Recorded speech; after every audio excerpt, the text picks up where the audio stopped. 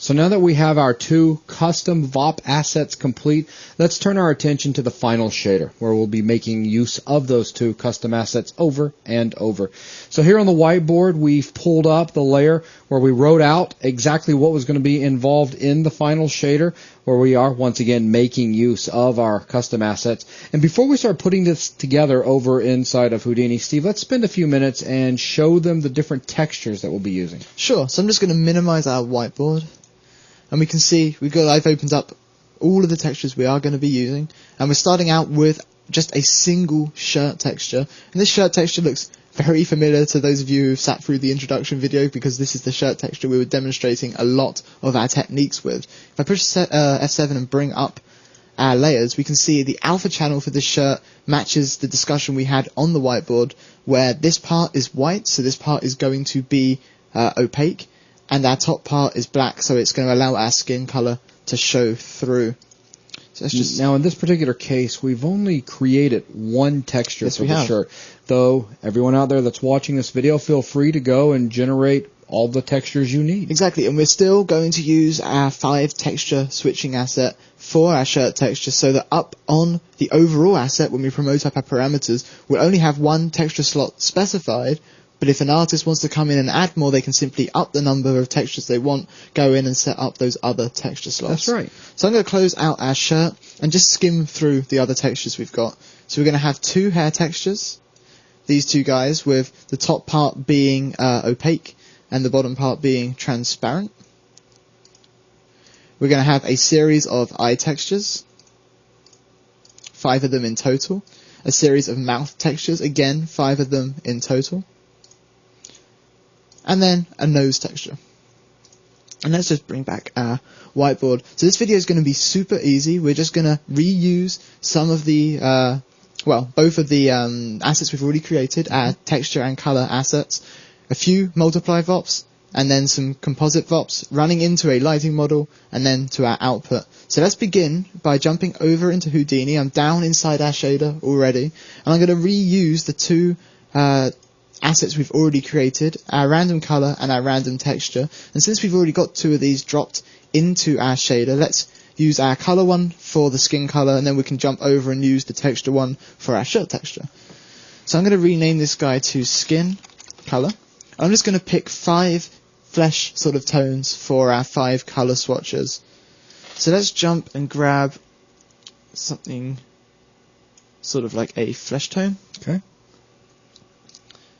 And then what I'm going to do, I'm going to right click and copy this guy, right click, paste copied values to get flesh tones into all of these, and then I'm simply going to change the brightness on some of those flesh tones to give us various sort of skin colors.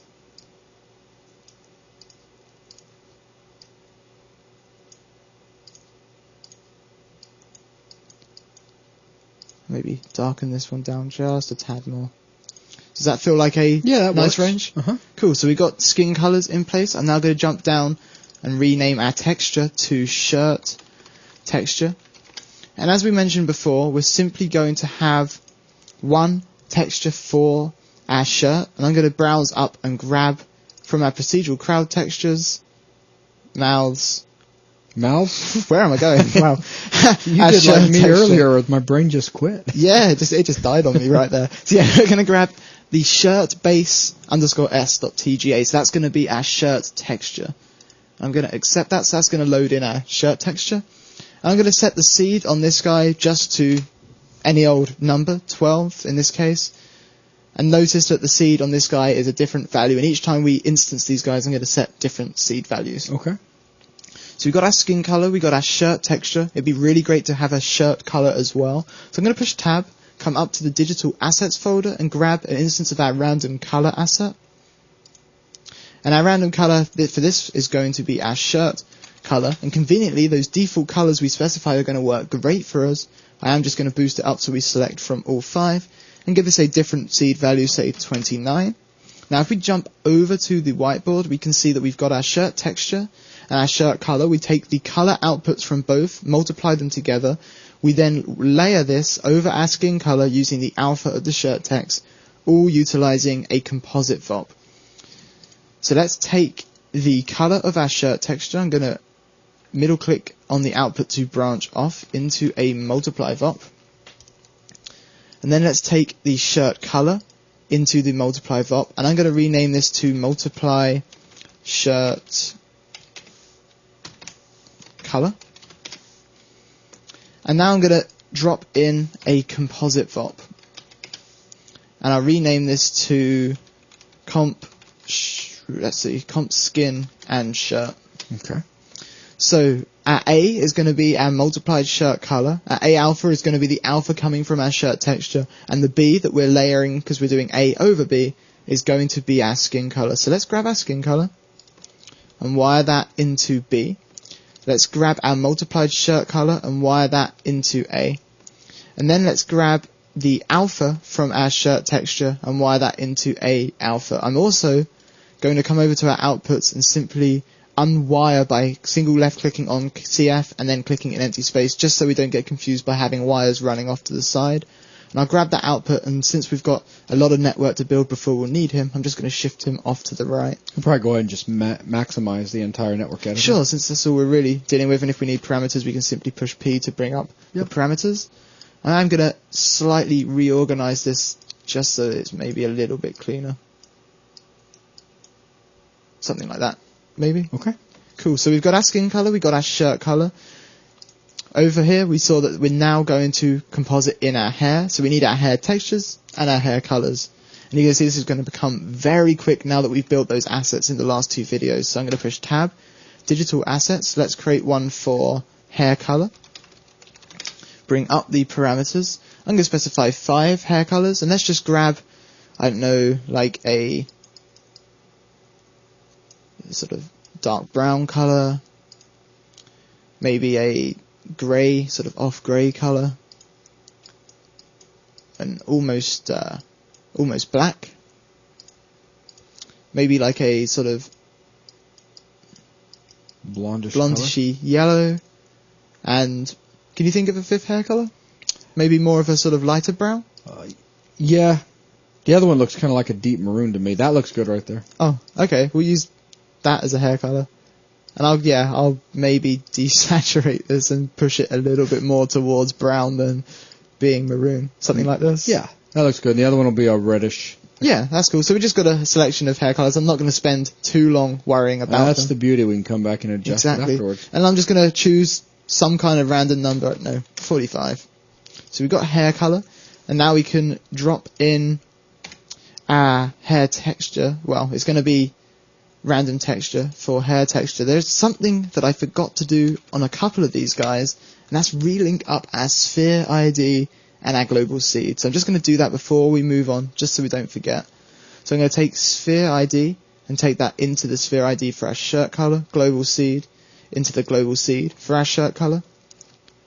Sphere ID, come over to our hair color and wire that in.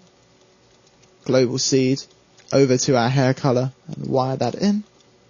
And then sphere ID to our hair texture, and global seed over to our global seed of the hair texture. Now on the hair texture, we've got 2 textures that we're using for hair texture. Let's bring up the browser, jump into the hair folder. I do want to show the sequences as not as one entry so we can see the 2 files. I'm going to grab hair_1_s.tga, and then for texture 2, I'm going to grab hair_2_s.tga. So we've got our 2 textures, and I'm just going to drop, I don't know, 57 as our seed in this case. Now, just as we did with our shirt color and texture, I'm going to multiply together the 2 colors and then wire this into a composite to composite with the previous result. So let's right click on the output of our hair color, and I'll wire this into a multiply VOP. Enter to drop this into our network, and I'll name this to multiply hair color. Then take the color for our hair texture into that multiply, and then I'll create a new composite VOP. Enter and enter, and I'll rename this to comp hair. Now we've seen that the color output from our previous composite needs to be B, and then we're going to layer our hair over the top of that. So we can take our hair color as A, and the alpha from our hair texture into A alpha. So that's our hair composited in. So we've got all of this part of the network working. So now let's deal with our eyes. And with eyes and onwards from eyes, it's going to become very easy because we're now just dealing with layering textures and not multiplying with colors. So I'm going to create another instance, and I'm going to do it over here so it's easy to wire up and then drag them off. So I'm going to create another instance of our random texture VOP, wire up the sphere ID and global seed, and then take this over to this section of the network, and I'm going to rename this to eyes texture. And with the eyes texture, we know we have 5 different images for our eyes, so I'm going to browse and grab each of those in turn. So up under the procedural crowd textures folder in the eyes folder, I'm going to grab eyes_1_s.tga through to 5. So let's grab 3. For texture 4, let's grab 4. And for texture 5, let's grab 5. And I'm going to give this a seed of something like 68. So we've got our eye texture. I am going to just drop in a composite VOP, rename this to comp eyes. We're going to take the output of our comp hair, that's going to be B, and we're going to layer our eyes over that. So we're going to take the color into A and the alpha into A alpha. So we've got our eyes, so now we just need to do our mouths and then our nose. So for our mouths, I'm going to create another instance of that texture, and I'm going to do it over here so it's easy to wire up. So let's create a random texture, which I will rename to mouth texture. And let's take our sphere ID into sphere ID and our global seed into global seed. Move this over to this end of the network. And we have 5 images for our mouths. So for texture 1, I'm going to bring up the browser, jump up and then into the mouths folder and grab mouth_1_s.tga and accept. And then I'm going to do the same for 2 through to 5. So let's grab 2, 3, 4, and 5. And just give this guy some kind of random seed. Drop in another composite VOP. Wire color into B. Take the color output of our texture into A and the alpha output into A alpha, and rename this composite VOP to comp mouth. And now all we need to do is the same for the nose. So I'm going to create another instance of our random texture, which I will rename to nose texture. We only have, well, let's link this up first, so sphere ID and global seed. We only have the one image for our nose, so I'm going to bring up the browser for texture 1, jump up, grab nose_s.tga, and set this to some kind of random seed.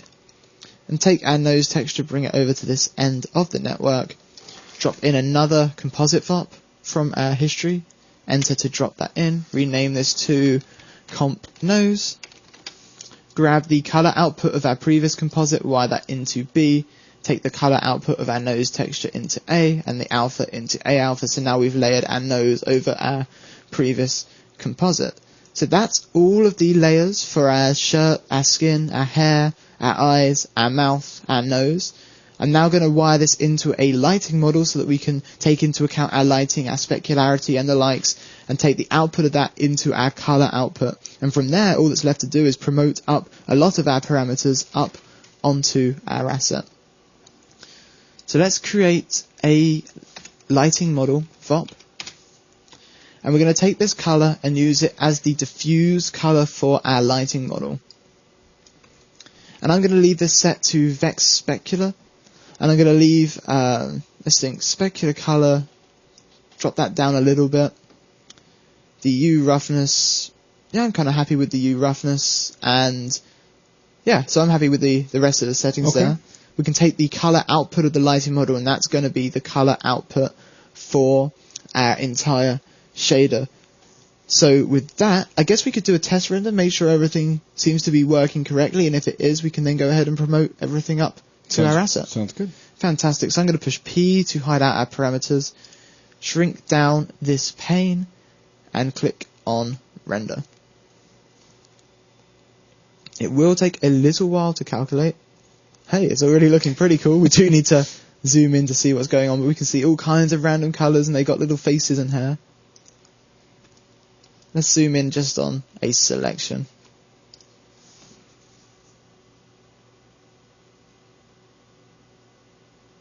Hey, hey. Fantastic. So we got randomly selecting skin color, we're layering a randomly selected shirt texture over the top, we're then doing hair with, even though these guys have the same hairstyle, they got different colors. This guy has a different hairstyle and a different color. We then got random selection of a variety of eyes, and then random selection of mouth, and obviously we have a single nose, but it's really small, so we can't really see it in the render. That's really cool. Mm-hmm. So all we have to do now is promote up all of our parameters so that the artist on the asset level has complete control over our shader. Okay. That's going to be nice and easy because each of our assets that we've instanced in turn already have all of these parameters set up, so we can simply just promote them as a group and everything will still function correctly. So what I'm going to do, I'm going to start by promoting up some of the lighting model parameters, and from there I'm going to go ahead and promote up things like skin color, shirt, hair, and the likes. So let's jump up a level until we can, so I jumped up 3 or 4 levels until we can see our asset, and bring up the type properties for our asset. I'm going to go over to the parameters tab. Inside the crowd shader, jump over to from nodes. I do want to make sure that prefix, name and label are unchecked. I'm going to jump inside our bleachers asset, inside our bleachers shop network, inside our m_audience material, inside that VOP surface, which is our shader, and I want to hunt down the lighting model. And from the lighting model, I want to grab the specular color, the U roughness, which is going to affect our specular roughness. And we don't actually have a specular intensity available with the lighting model, whereas before we had specified specular intensity over on the whiteboard. Oh, that's fine. But we've got control over the specular color, so that will give us control over the intensity anyway, so it's not a problem. And I'm going to click on right and promote these up over into our crowd shader. I will move these underneath the seeds so that we follow with the layout that we had on the whiteboard. And I will name specular color, well, we can leave him named specular color, but U roughness I'm going to rename to specular roughness. From there we need our folders that we have for our skin color, our shirt, our hair, etc. So let's go over to by type and let's create some folders inside the crowd shader. So the first one is going to be for our skin color. Then let's create a folder for hair, actually for shirt first, then for hair, then for eyes, then for mouth, and finally for our nose. We can now jump in, and for skin color we can grab all of the parameters that are on that instance of our color switching asset. So let's go to from nodes, let's minimize out lighting, and let's find our skin color asset.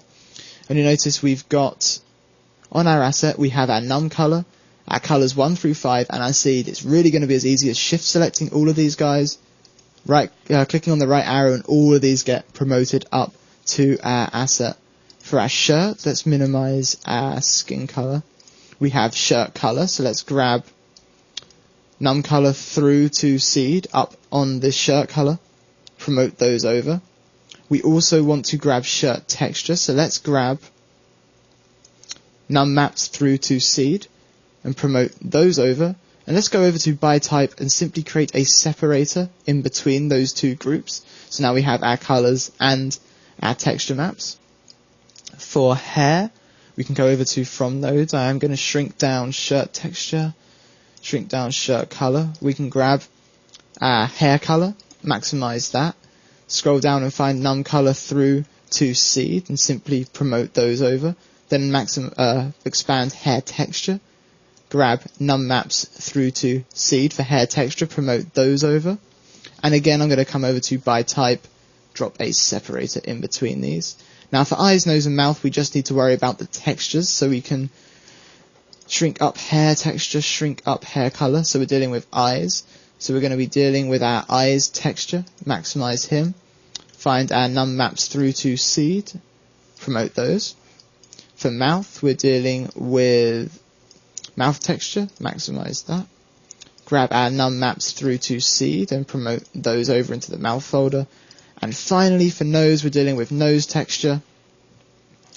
Num maps through to seed, promote him over. So now you also notice everything comes along. So all of our disable whens come along, our ranges and everything will come along, which is fantastic because it means we have no real work to do other than keep promoting up the parameters. So we can accept this dialog, give it a moment to think, and if we then bring up the parameters, we now have our seed, some basic specular control, and then our skin color and shirt textures, our hair color and hair textures, our eye textures, mouth textures, and nose textures, which looks exactly how we wanted to lay out these parameters when we initially designed the artist control for this asset. So with that, I guess we could go through, show a couple of the seeds in action, and then that's everything for the crowd shader. Fantastic. So I'm just going to deal with a small selection of the scene so we can see more clearly the details on the faces and the likes. And let's render out this particular view. So we're getting a nice assortment.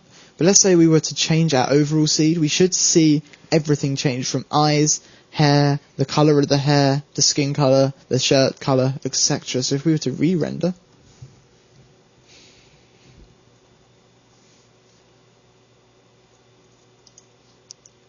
so now we can see as we switch, everything's changing because we're changing that global seed, and that global seed is driving everybody.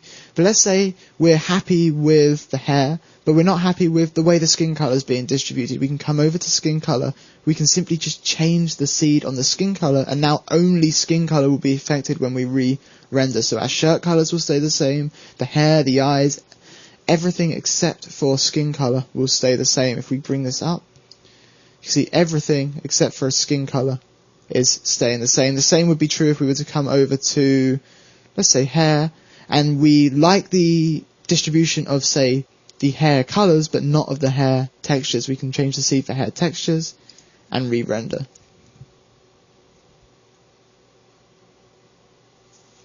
Cool. Some of these guys, obviously we only had 2 maps, are going to stay the same, but if we keep an eye on, like here and here, we can see some of these are switching.